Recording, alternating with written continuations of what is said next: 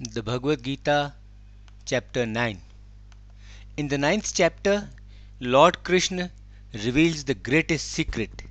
He says that the biggest reward, the biggest gain, comes from worshipping Him as the Lord. Worshipping anyone else results in smaller gain.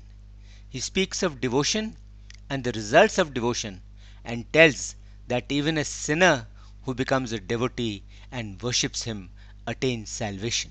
Chapter. Lord Krishna says, Parth, because you see no fault, I will tell you the supreme secret, along with knowledge and wisdom, the knowledge of which will set you free from this world filled with sorrow. This knowledge is eternal knowledge. It is the highest knowledge. It is the biggest secret. It is the purest. It is in accordance with the scriptures and with righteous conduct. It can be obtained through direct experience, and it is both simple and easy to practice.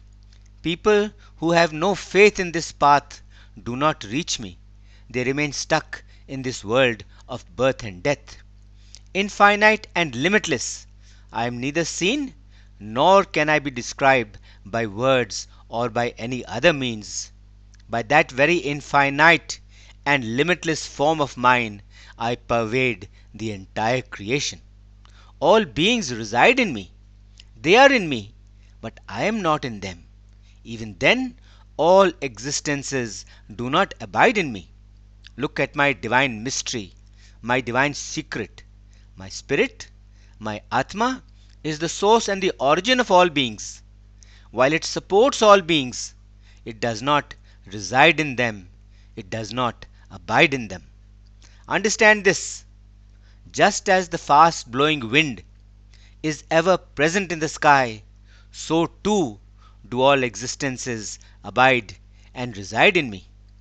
Keeping my nature under control, I bring all this multitude of beings into existence again and again, who, being completely under the control of my nature, are absolutely helpless. These acts and actions of mine do not bind me because I am not attached to these actions. I remain detached and untouched by them. Under my supervision, this nature gives birth to the moving and the unmoving, the animate and the inanimate. The cycle of the world revolves because of this. The ignorant, when I take on a human or other body, not knowing me, ignore me because they do not know my supreme nature, which is the cause and the master of all born things, of all beings. Those who are of the demonic and evil temperament, their ambitions are of no use, their knowledge is of no use, and they lose the power of discrimination. Those great souls who are freed from delusion and attachment, who remain in the divine state, they consider me as the eternal, imperishable source of all living things and worship me without distraction and with full faith, always singing my praises, always striving to attain me, to reach me, and ever steady and firm in their resolves, bowing to me in faith, always engaged in yoga, they worship me. Some, offering knowledge as sacrifice, worship me. They consider me to be of one form and also of many forms, facing all directions. They worship me in many ways and with full faith. I am the ritual. I am the sacrifice. I am the offering of food to the ancestors. I am the medicine. I am the chant. I am the ghee, the clarified butter. I am the fire. I am the sacrifice. I am the oblation too. I am the father and the mother of this world. I am the shelter giver and the grandsire. I am the goal and I am the object of knowledge and wisdom. I am the purifier. I am the sound Om. I am the Rig, the Sam, and the Yajurved. I am the aim, the objective. I carry out orders. I am the Lord. I am the witness. I am the abode. I am the shelter. I am the dear friend. I am the cause of birth and of destruction and death too. I am the place of rest, and I am the eternal seed too. I give the summer heat, I make it rain, and I stop the rain too. I am immortal, I do not die. At the same time, I am death too. I am truth, and I am untruth. I am matter, and I am spirit, the Atma too. Those who know all the Vedas, those who partake of nectar, and who are freed from all sins, those people, worshipping me through sacrifices to attain heaven, pray only to me. They all go to the pure realm of heaven, and there they enjoy the pleasures and luxuries of the gods. When, after enjoying the pleasures and luxuries of vast and splendid heaven, their merit is exhausted, they again return to this world. In this way, as told in the scriptures, doing their righteous duty, they are subject to the cycle of life and death. But those devotees who selflessly always worship me, for them I take on the responsibility and the burden of fulfilling all their desires and all their needs. I also protect all that they have. I protect all that they own. Those who propitiate and worship other deities, they too worship only me, though they do not know it, and their worship remains incomplete. It is I who enjoy all the sacrifices. I am the Lord of all sacrifices as well. But those who do not know me in my true form, they fall and are born again.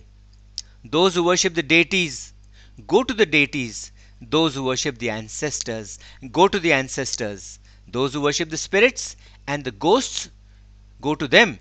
And those who worship me come to me.